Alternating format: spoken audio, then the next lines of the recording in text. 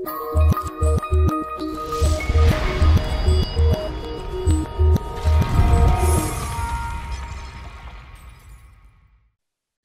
bem, quero ver se eu termino a palavra de domingo passado.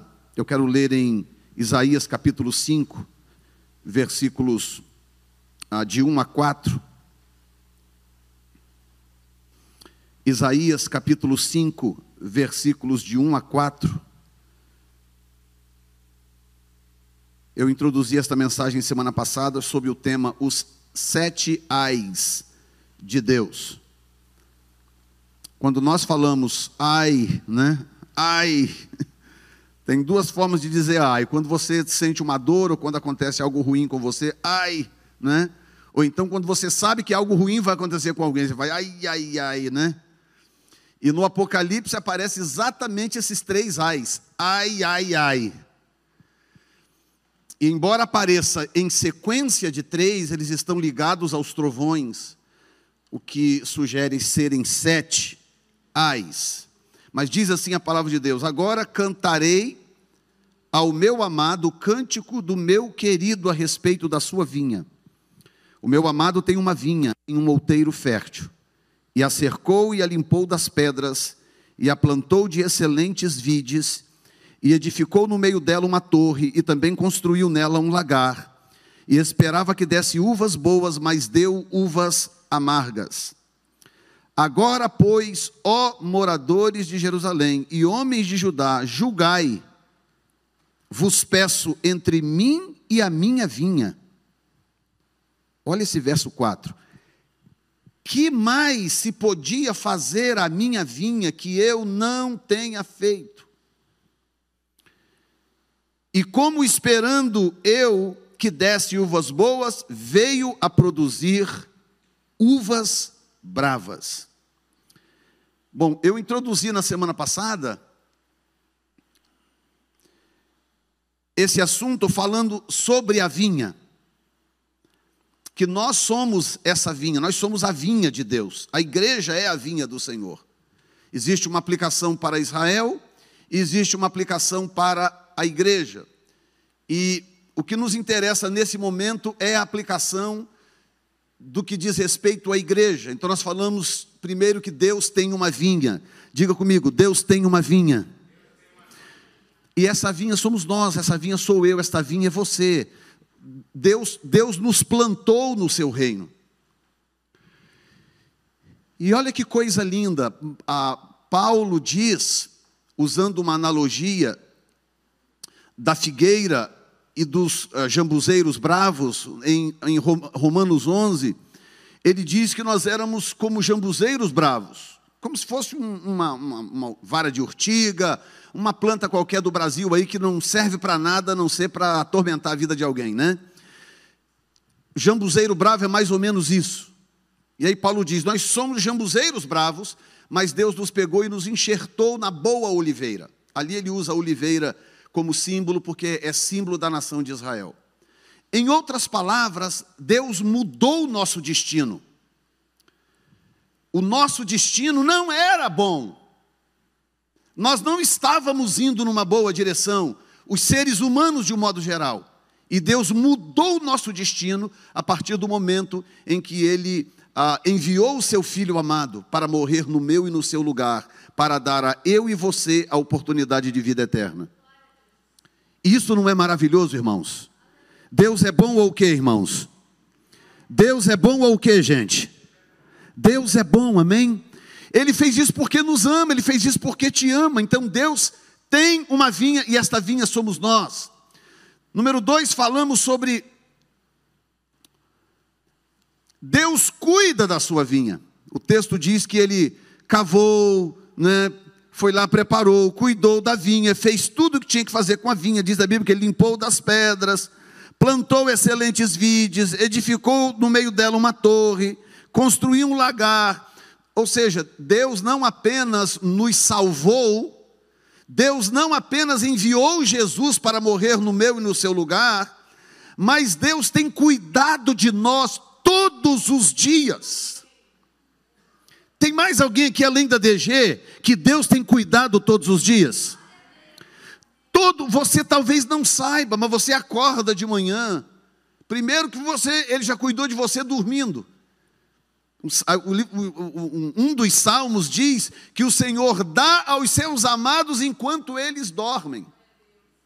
Você está lá dormindo, você não sabe de nada, você está inconsciente, você não sabe de nada que está acontecendo ao seu redor, mas Deus está lutando a seu favor. Quantas vezes, olhem aqui, quantas vezes nós fomos dormir com um problema, acordamos no dia seguinte, o problema estava resolvido ou se resolvendo, e nós não sabemos até hoje como que aquilo se resolveu. Porque Deus, enquanto você dormia, Deus trabalhava a seu favor. E eu declaro sobre a sua vida nesta noite, eu sei que o calor tira um pouco a energia da gente, mas vou ver se eu consigo dar um up em você. Eu declaro nesta noite que enquanto você dormir, Deus vai estar resolvendo coisas impossíveis que você não dá conta de resolver. Deus vai te abrir portas que você não dá conta de abrir. Deus vai intervir na vida de pessoas que você não dá conta de intervir. Só Deus pode mudar corações. E Ele muda, amém? Ele dá aos seus amados enquanto dormem. Então Ele cuida de nós. Cuida de nós. Ele cuida de nós. Que coisa maravilhosa. Eu vou dormir de noite, todas as vezes quando eu vou dormir, e normalmente é de madrugada, eu deito na minha cama e eu falo, Senhor, obrigado, Jesus. Não importa se eu já orei antes 1 hora, 40 minutos, eu vou deitar e falo, Senhor, muito obrigado, porque enquanto eu vou dormir agora, né, o Senhor pode fazer coisas que eu não imagino, que eu não sonho. Coisas maravilhosas, sem falar a paz. Escute bem o que eu vou te dizer. Saiu, há pouco tempo atrás, ou foi tornado público, o laudo do óbito do Michael Jackson. Morreu, vocês sabem, há uns anos atrás, no auge da fama, no auge do poder, no auge da sua riqueza, e morreu de uma forma estúpida, né? E quase que assassinado pelo seu próprio médico. E aí saiu o laudo dele. Ele só dormia, descobriram que ele era viciado em propofol, uma substância usada para anestesia. É uma substância tão forte, ele pode ser usado como painkiller, como é que fala? Não, painkiller, tipo Tylenol, como é que chama em português? Jesus. Não é antibiótico, remédio para dor, gente, como é que chama? Analgésico. Analgésico. Ele pode ser usado como analgésico, mas de altíssima potência, ou dependendo da quantidade da quantidade de mililitros, né? Ele é líquido, ele funciona como anestésico. E ele chegou a um ponto de insônia que ele só dormia com propofol. Ele é um remédio parecendo um leite, um leite 2%, aquele leite ralo, ele parece aquele leite. E ele é injetado na veia. E no dia que ele morreu, ele já tinha tomado 2 doses e o sono não vinha, e o médico foi e deu uma 3ª dose do remédio a ele, que foi a dose que o matou. Agora escute bem o que eu estou falando.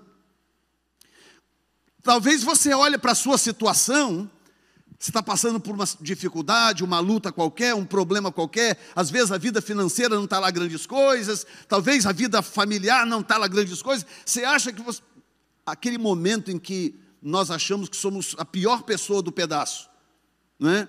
Somos a pior pessoa do pedaço, a gente acha que todo mundo à nossa volta está melhor do que a gente. Mas escuta bem o que eu vou dizer, quantas vezes você entra no seu quarto, bota a cabeça no seu travesseiro e você dorme em paz.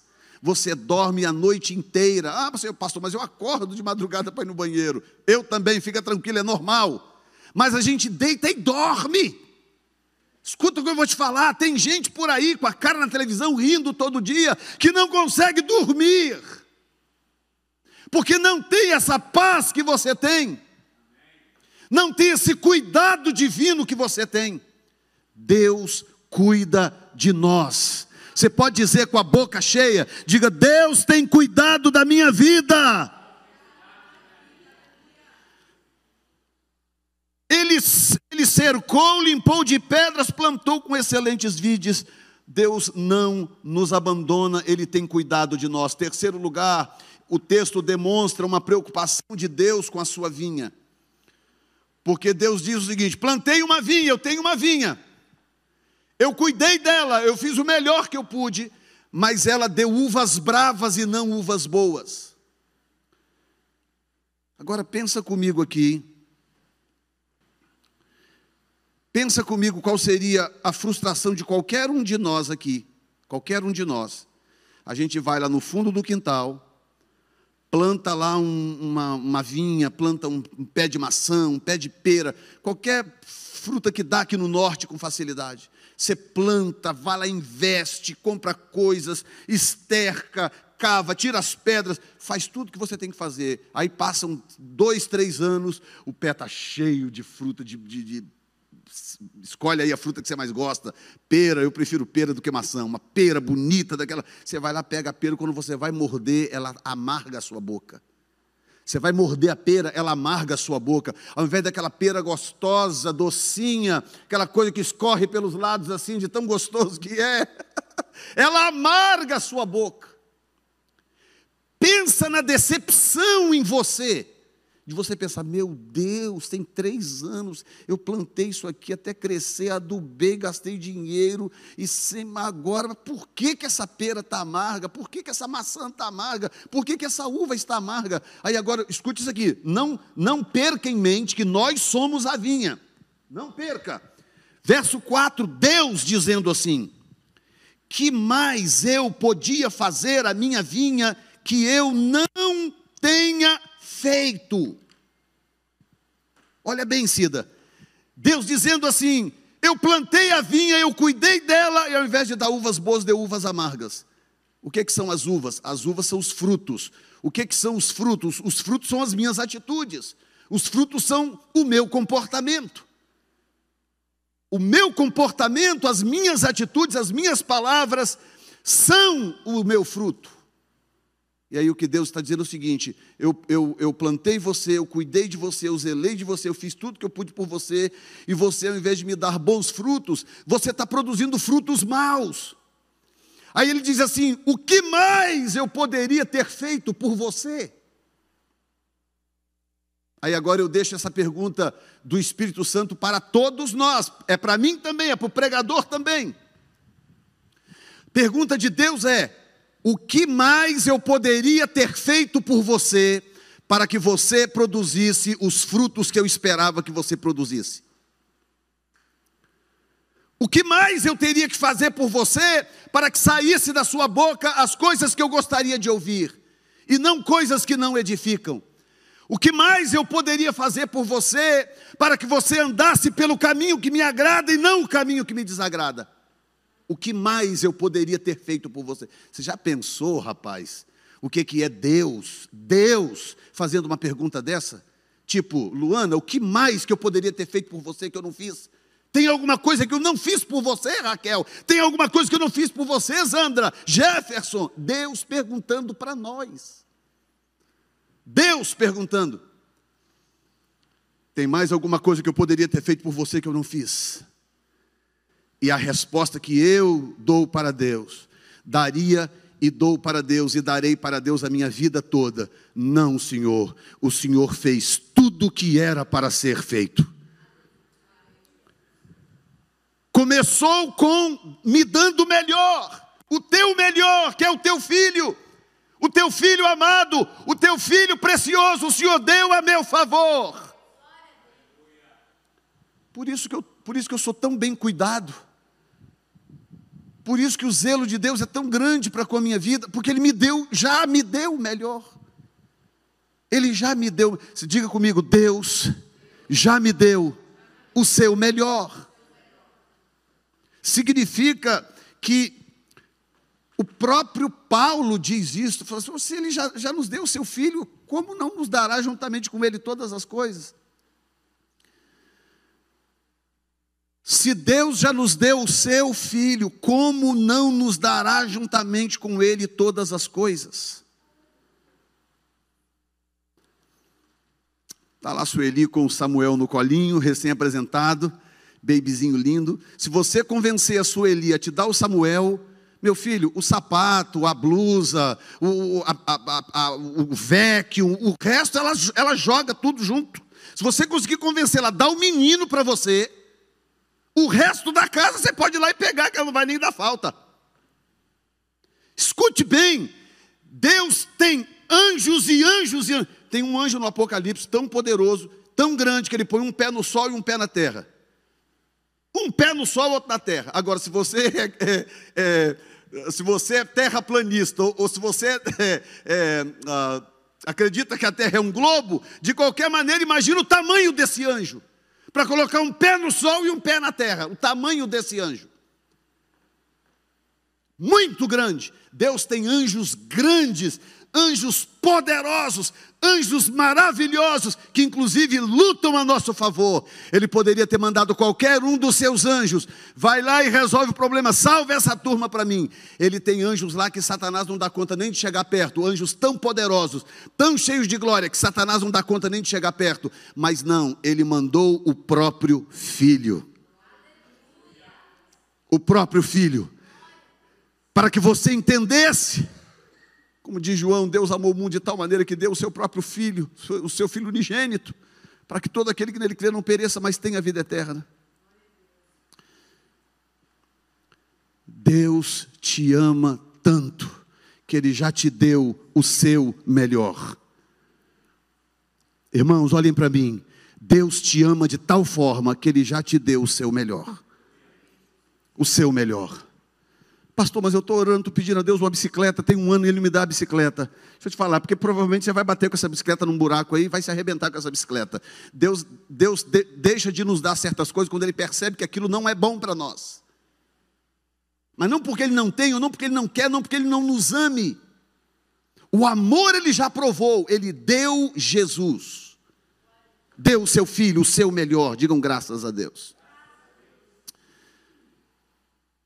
Jesus. Mas agora, eu quero te mostrar esse raciocínio, terminar com ele, que o texto começa dessa forma. O texto começa falando o seguinte: plantei uma vinha, cuidei da vinha, fiz tudo que eu pude por ela, e ela produziu uvas amargas ao invés de uvas boas.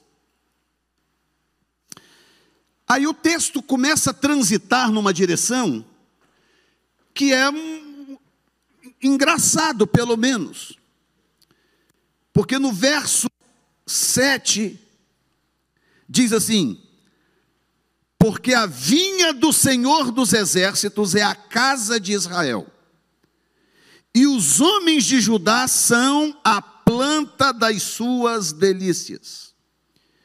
E esperou que exercessem juízo, e eis aqui opressão, justiça, e eis aqui clamor. Então ele está dizendo o seguinte: no texto o foco é a nação de Israel, na mensagem o foco somos nós, a igreja do Senhor.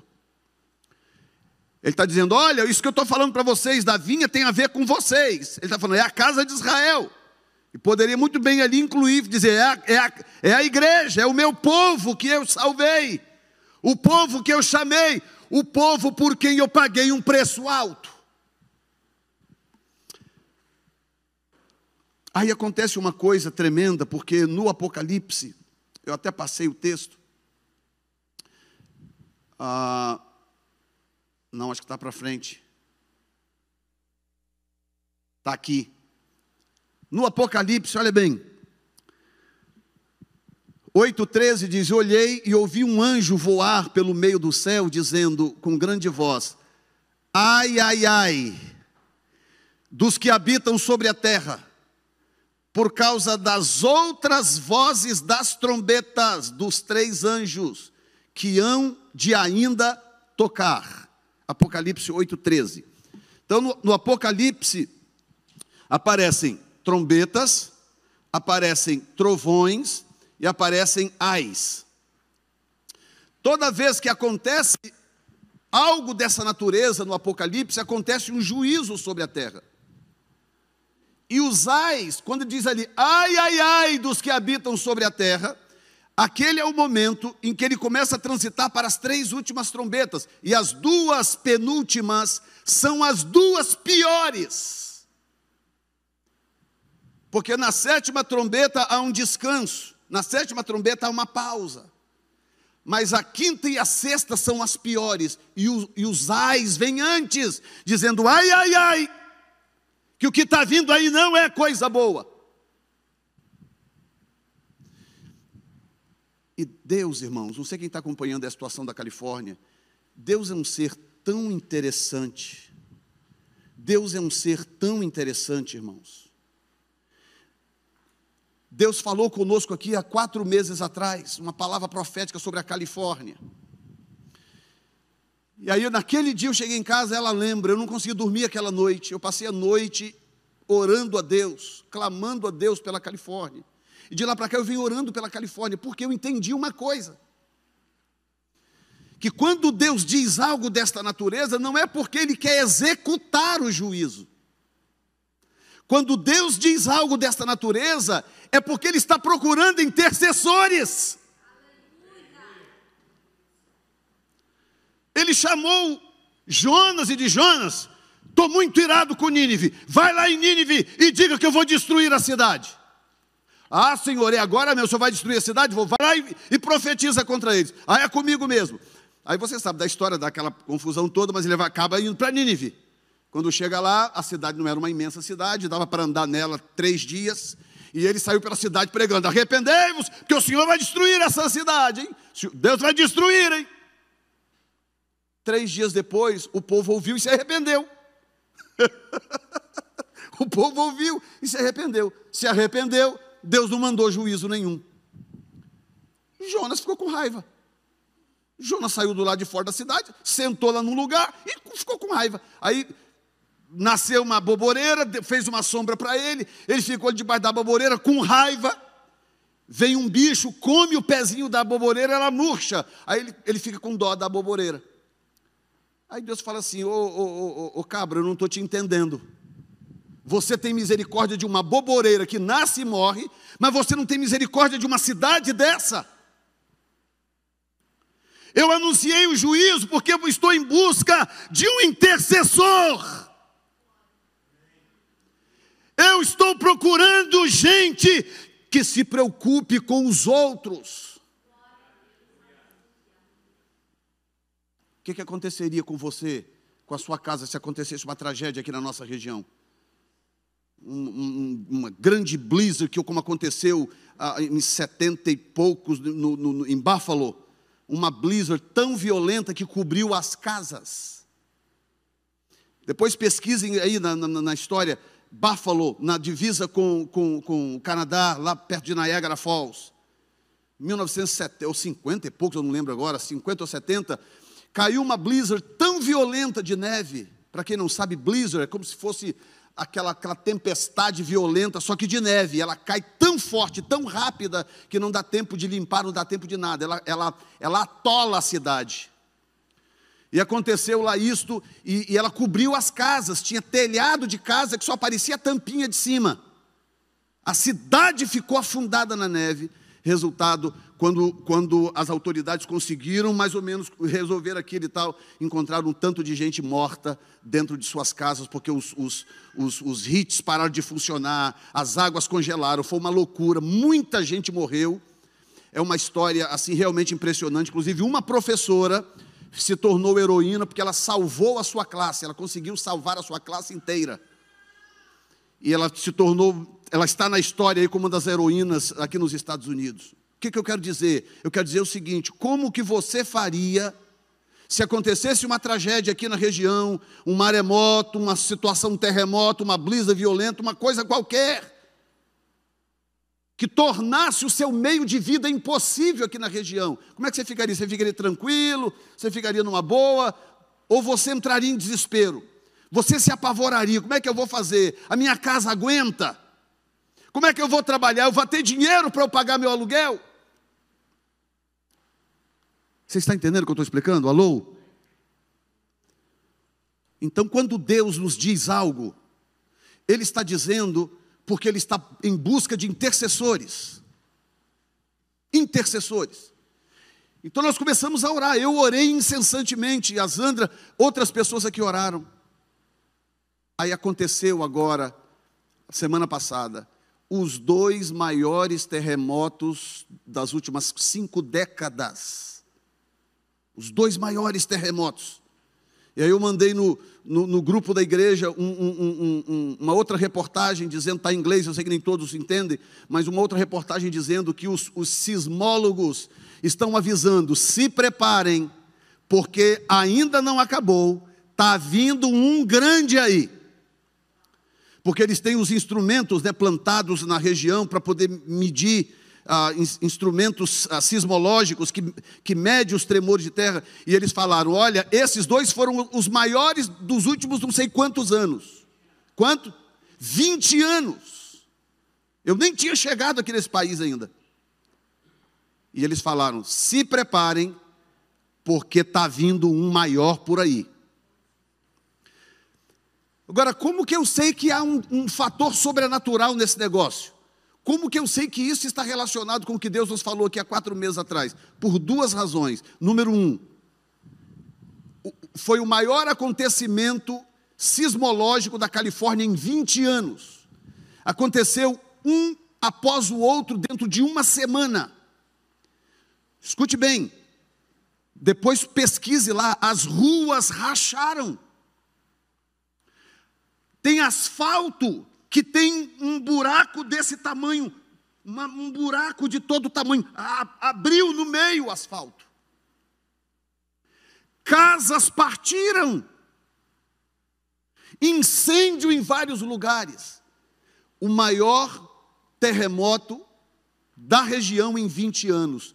Sabe quantas pessoas morreram? Nenhuma. Nem uma só pessoa morreu. Oh, gente, come on. Quando eu ouvi a notícia do terremoto, meu coração disparou, meu Deus do céu. E aí corri para pesquisar, ler o primeiro terremoto, 6,8. E aí eles estão dizendo o seguinte, está lá, qualquer um pode ler, eles estão dizendo o seguinte, que foi uma grande sorte que naquele primeiro terremoto ninguém tenha morrido. Sorte, eles estão dizendo. Aí veio o segundo, 7,1 na escala Richter, para vocês terem uma noção, o maior terremoto já registrado na história foi de 9,5, o maior de todos. Esse agora foi de 7,1. A cidade está destruída, a cidade que foi o epicentro está destruída. O terremoto foi sentido no México, gente. Prédios trincados, destruídos. E nenhuma viva alma morreu.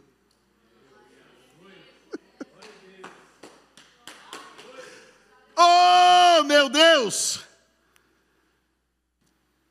E aí eu fui orar ao Senhor, agradecer. Eu falei, Senhor, oh meu Deus, muito obrigado, Senhor. Irmãos nossos lá, pastores amigos que se comunicaram, pastor Jefferson, nós estamos lembrando aqui da palavra profética, pastor, nós estamos orando por vocês. E eu vou te dizer uma coisa, quando Deus executa um juízo, quando Deus pronuncia os seus ais, Ele o faz sempre com o zelo, com a proteção de guardar os seus. Que às vezes aquilo que te incomoda, fala, poxa, mas por que Deus não executa juízo nisso? É por sua causa. Porque se o juízo dele for severo demais, vai atingir a sua casa também. Então, muitas vezes, para guardar a nossa casa, a casa de irmãos nossos, Deus faz de tal forma que sirva de aviso, mas de tal forma que poupe os seus. Tem alguém me ouvindo aqui nesta noite? E não parem de orar, escute bem o que eu vou dizer para vocês, não parem de orar, continue orando, para que seja lá o que Deus vai fazer mais para frente, a misericórdia dele não se aparte daquele povo, daquele estado, daquela região, a misericórdia do Senhor permaneça sobre aquele povo, amém ou não, irmãos?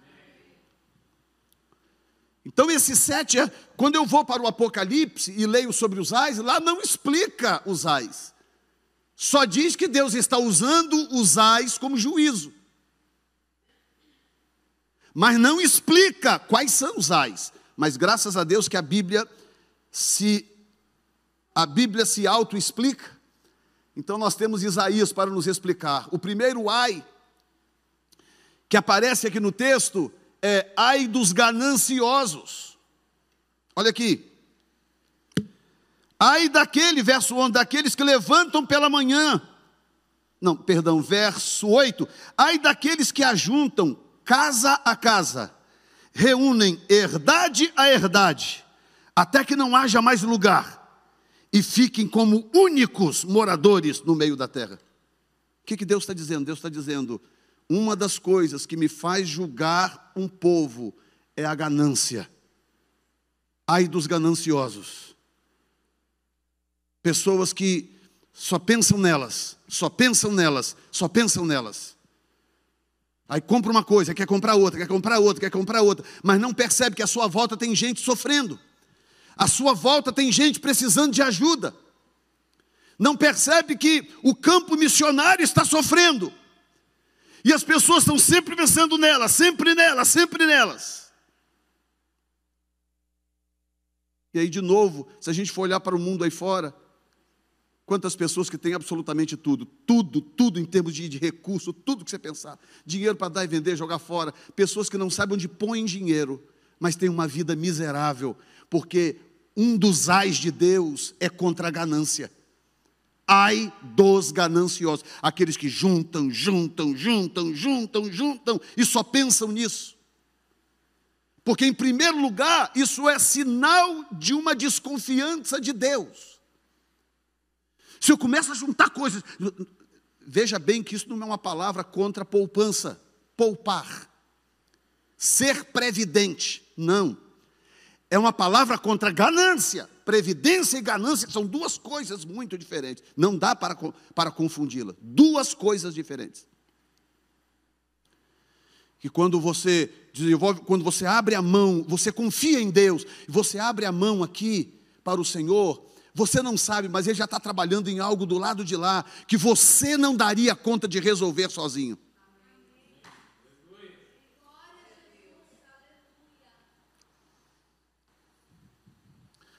Aconteceu há pouco tempo atrás, quando chegar a hora eles vão dar o testemunho, mas Deus provocou uma determinada pessoa a respeito de algo, eles abriram a mão e Deus trouxe algo que eles não imaginavam. Eles deram algo para Deus e Deus trouxe algo muitas 100 vezes melhor. Vocês estão entendendo, gente, o que eu estou falando? O segundo ai de Deus é ai dos profanos. No verso 11, logo no verso 11, ai dos profanos, porque ele cita aqui as bebedeiras, aos que levantam pela manhã, seguem a bebedice, e se demoram até a noite, até que o vinho os esquente. Do que ele está falando? Ele está falando de gente profana, gente que vive enfurnado em bocas quentes, né? Aqueles inferninhos, pessoas que não sabem viver em ambientes saudáveis, pessoas que não sabem cultivar amizades sadias, estão sempre envolvidas em coisas que não prestam. E eu não estou falando de ímpios não, irmãos, estou falando de ímpios não. Estou falando de pessoas que alegam ter temor de Deus. Estou falando de pessoas que alegam amar a Deus e servir a Deus. E que às vezes estão enfurnadas em certos lugares. É aquilo que diz Salmo 1. Bem-aventurado o varão que não anda segundo o conselho dos ímpios. Não se detém no caminho dos pecadores. Nem se assenta na roda dos escarnecedores. Rodinhas de palavrões, rodinhas de piadas sem sentido. Pessoas que se envolvem nessas coisas, mesmo tendo um fundamento cristão no coração. Tem alguém aqui ainda ou já saiu todo mundo? Então, o segundo ai de Deus é ai dos profanos. O que Deus quer com isso? Ele quer nos guardar disso. Primeiro, quer nos guardar da ganância. Ele quer nos guardar de ganância, porque ganância nunca leva a lugar algum. Número 2, Ele quer nos guardar de profanações, de fazer coisas, estar em lugares indevidos, dizer coisas, praticar coisas, nos envolvermos com determinadas pessoas que não vão de forma alguma edificar as nossas vidas. Não vão. Não sei quem viu a reportagem ontem da Record sobre os piratas da Amazônia. Alguém viu essa reportagem? Os piratas da Amazônia. Uma reportagem extraordinária. Os caras que ficam assaltando barcos e os ribeirinhos lá, pegaram um menino que estava envolvido num crime lá. Um menino de 18, 19 anos, talvez. 17 anos. Escute bem. Chegaram para mim e disseram, você está envolvido no crime? Eu estou envolvido no crime. Não fui eu que puxei o gatilho, mas eu estou envolvido sim. Eu estava lá. Mas por que você se envolveu nisso? Sabe qual foi a resposta dele? Ele falou assim, não, porque os meus amigos começaram a rir de mim e dizer que eu não era homem, que eu não tinha coragem. E eles começaram a rir de mim, começaram a me provocar, me chamar disso, me chamar daquilo.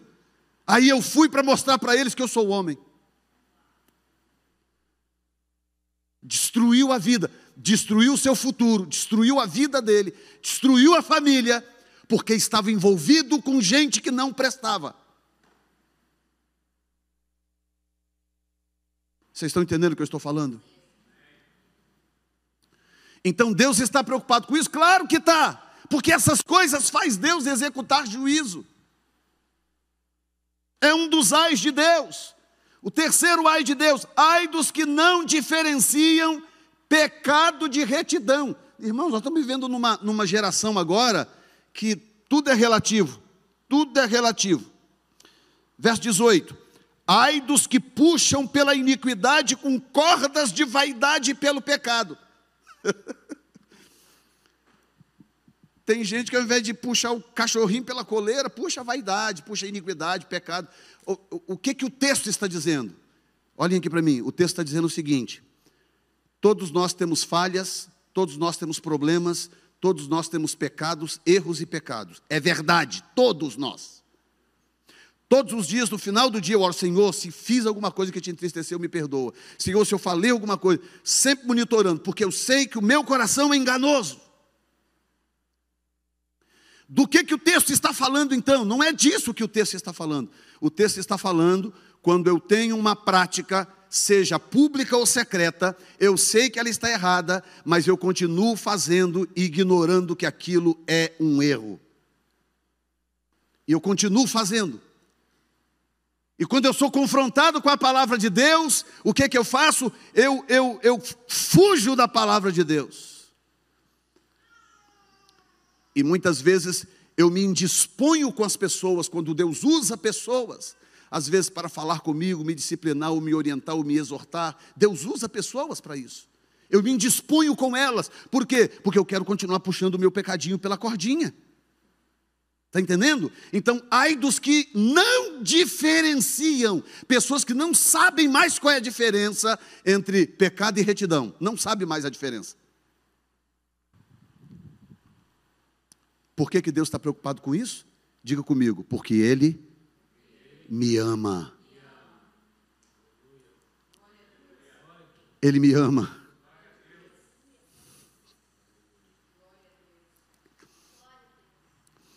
E porque Ele me ama, 700 e poucos anos antes, Isaías viveu 700 e poucos anos antes de Cristo. De Cristo para João ainda tem mais 95 anos. Do nascimento de Cristo até João, 95 anos. Então nós estamos falando aí de 800 anos. 800 anos antes de João ter a visão dos ais de Deus, Deus já usou Isaías dizendo, registra aí, Isaías, quais são os meus ais? O que é que me faz abandonar uma pessoa? O que é que me faz lançar juízo sobre uma casa ou sobre uma cidade? E registra aí, porque eu amo os meus de tal forma que eu quero que eles saibam com muita antecedência para eles não fazerem isso. Ai dos que não diferenciam pecado de retidão. O quarto ai dos que misturam luz com trevas. Verso 20: ai dos que ao mal chamam bem, e ao bem mal, que fazem da escuridade luz, e da luz escuridade, e fazem do amargo doce, e do doce amargo. O que Deus está dizendo? Deus está dizendo: eu não gosto de gente que mistura luz com trevas. Olha o livro de Tiago, gente. No livro de Tiago, o Senhor diz claramente, dizendo: não é possível sair água boa e água amarga da mesma fonte. Eu não posso estar aqui domingo à noite louvando a Deus, dizendo coisas lindas, bendizendo, glorificando a Deus, durante a semana falando coisas que não devo.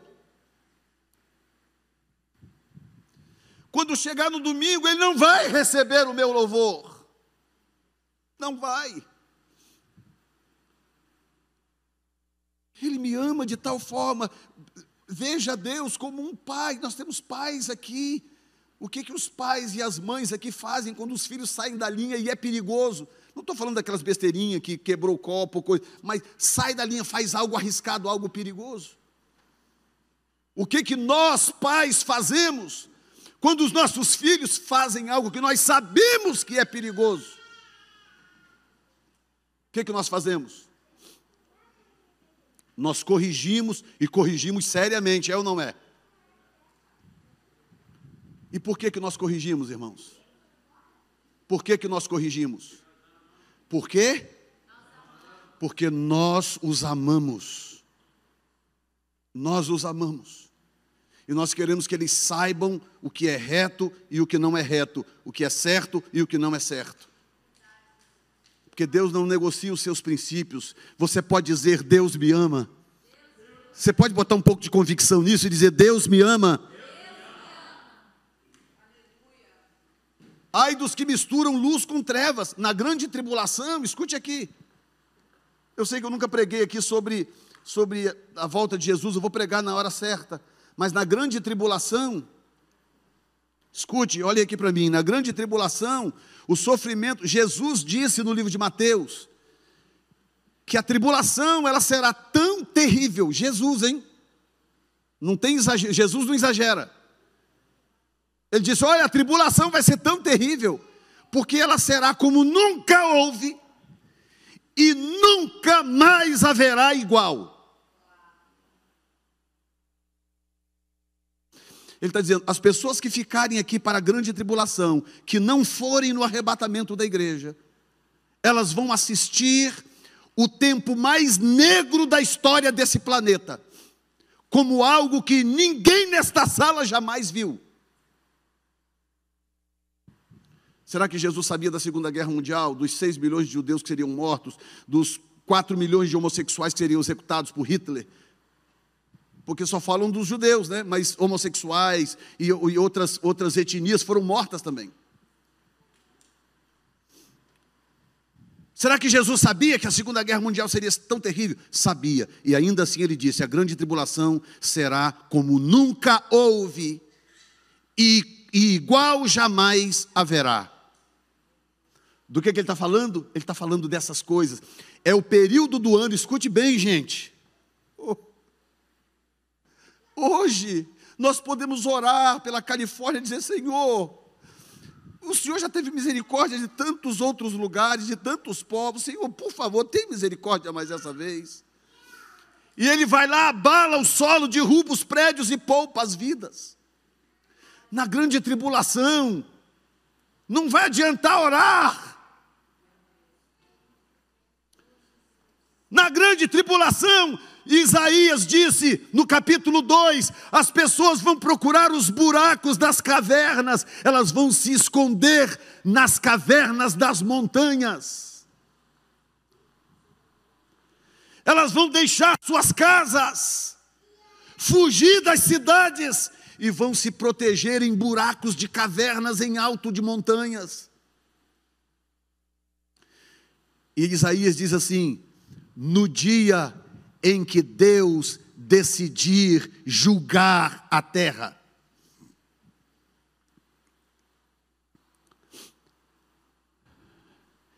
Mas esse dia não chegou ainda, amém? Ele ainda está falando conosco com voz de amor. Voz de amor, irmãos. Irmãos, Deus está falando conosco com voz de amor. Está nos chamando a viver uma vida integral para Ele. Ele quer que vivamos para Ele. Quem está me ouvindo nesta noite?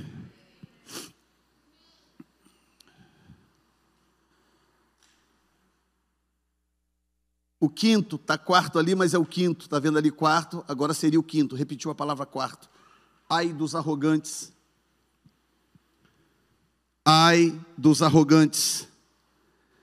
Versículo 21. Ai dos que são sábios a seus próprios olhos e prudentes diante de si.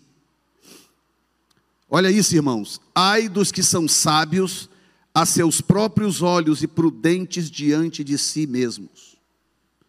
Do que Deus está falando? Arrogância. Não, eu sei, eu consigo, eu posso, eu isso, eu aquilo, eu sou um grande profissional, eu ganho dinheiro, eu não sei o que lá, minha companhia é isso, eu tenho uma profissão não sei o que lá, eu isso, eu aquilo. Quando a gente começa a ficar soberbo, arrogante, porque as coisas estão indo bem.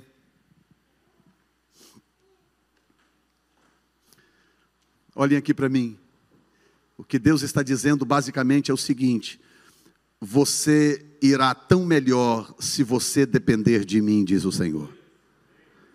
Se você depender de mim, sua situação vai ficar muito melhor.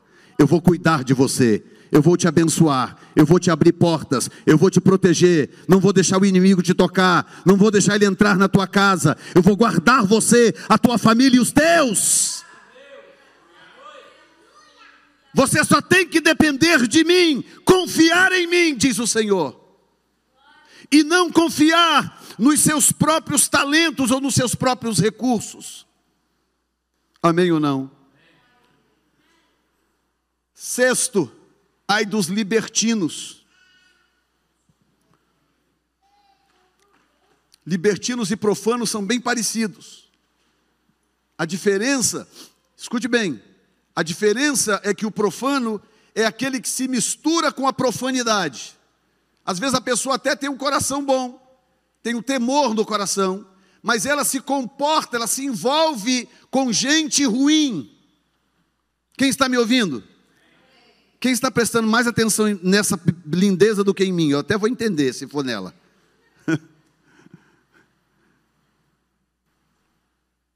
Olhem para mim aqui, gente. Eu não posso deixar que isso seja roubado do seu coração. O profano é aquele que se envolve com quem não presta e ele é arrastado para o caminho que não é bom. Esse é o profano. O libertino é aquele que escolhe viver assim. A pessoa opta. Aí ele passa a viver daquele jeito. Aí nada tem limite, porque a definição de libertinagem é uma vida desregrada onde nada tem limites. Nada tem limites. A pessoa faz o que dá na cabeça, o que dá vontade, o que sente prazer, a pessoa faz, vai fazendo. E Deus está dizendo, ai dos libertinos. Porque tudo que faz é pensando em si próprio, pensando no seu próprio prazer. E sétimo lugar, ai dos injustos. Verso 23, ai dos que justificam o ímpio por presentes e ao justo negam justiça. Então Deus está dizendo o seguinte, o meu último ai sobre os homens, sobre a terra, é a injustiça. Deus abomina a injustiça, gente. Quando você comete uma injustiça às vezes por ignorância, aconteceu uma situação em que você foi injusto, mas você pode consertar uma coisa. Outra coisa é quando a pessoa conscientemente faz aquilo que é injusto, porque ela vai ganhar uns trocados a mais $100, mais 500, mais 1.000, e ela sai fazendo essas coisas, e ela vai fazendo, Deus está dizendo, ai dos injustos, porque a minha justiça pode falhar, a sua pode falhar, mas a de Deus jamais falhará. Alguém aqui já foi injustiçado alguma vez? Alguém aqui já foi roubado por alguém, recebeu menos do que deveria, já foi tratado com injustiça. Alguém aqui já passou por isso? Deixa eu te dizer uma coisa: Deus não se esqueceu. Deus não se esqueceu. Deus está cuidando de você. Deus está cuidando de você. Deus está cuidando de você. Ele não se esqueceu de você. Digam glória a Deus. E agora eu termino com 2 textos. Eu vou terminar agora. Estava falando hoje aqui com o grupo de louvor. A importância de entender. Diga comigo a palavra entendimento. Mais uma vez. A importância de entender. Olha aqui, 2 textos na Bíblia, tá? A Bíblia diz que pela boca de 2 testemunhas a coisa é confirmada. Portanto, o meu povo será levado cativo por falta de entendimento. Deus está dizendo: o meu povo é aprisionado, se torna cativo, se torna opressivo, se torna escravo de alguma coisa. Não é por falta de dinheiro, não é por falta de amigos, é por falta de entendimento. Se a pessoa não conseguir entender Deus, ele se torna uma vítima do diabo. É isso que o texto está dizendo.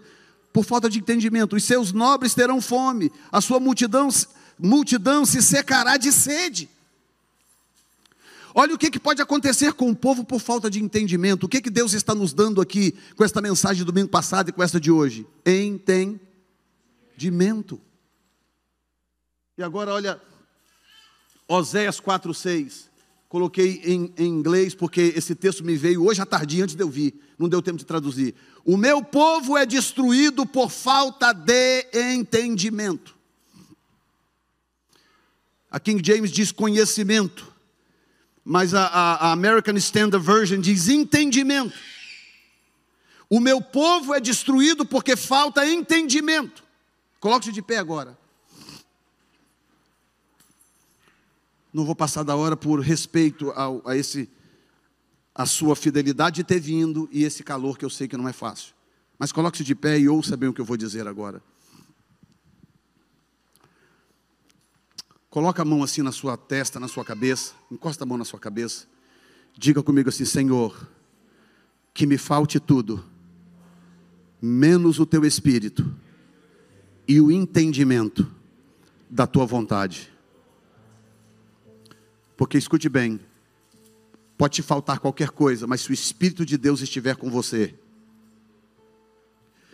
e houver entendimento no seu coração, você conseguir entender quando Deus fala contigo. Quando Deus falar com você, você entender que Deus está falando com você. E você começar a moldar a sua vida, moldar o seu comportamento, porque Deus está falando contigo. Pode ser pela instrumentalidade dos meus lábios, mas não sou eu que estou falando contigo. É Deus. Esse entendimento vai guardar a sua vida. Este entendimento vai te poupar. Esse entendimento vai garantir que o seu amanhã será melhor. Por quê, pastor? Por quê? Diga comigo: porque Deus me ama. Diga: porque Deus me ama. Mais uma vez, diga: porque Deus me ama. Feche os seus olhos então.